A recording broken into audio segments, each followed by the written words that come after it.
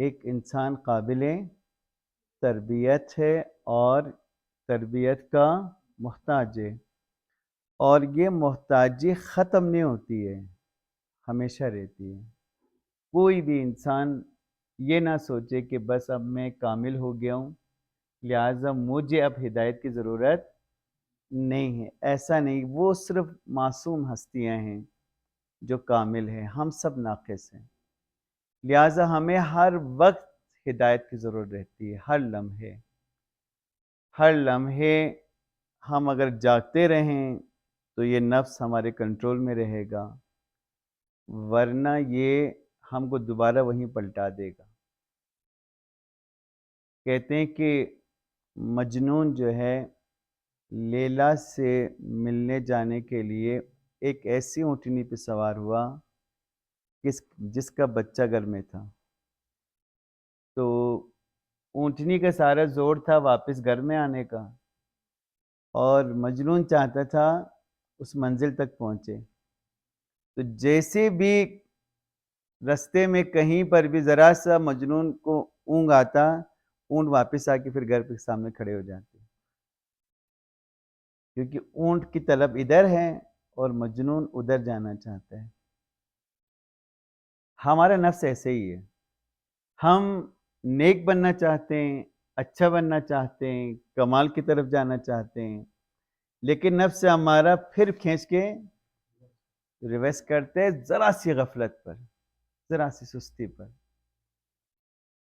یہ جو آیت جس کی آج تلاوت کی حضرت سورہ یوسف کی آیت ہے، یہ آپ فرماتے ہیں کہ میں ہرگز اپنے نفس کو بری قرار نہیں دیتا، کیونکہ نفس برابر برائی کی طرف ابھارتا ہے،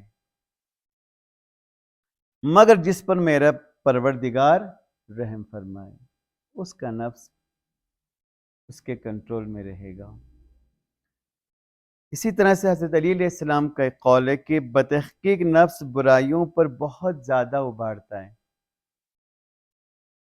پس جو شخص نفس پر اعتماد کرے، اعتماد یعنی کہ میں ٹھیک ہوں، مجھے ہدایت کی ضرورت نہیں ہے، مجھے سیکھنے کی ضرورت نہیں ہے، مجھے پڑھنے کی ضرورت نہیں ہے، مجھے مسائل پوچھنے کی ضرورت نہیں ہے، یہ ہے مطمئن ہونا۔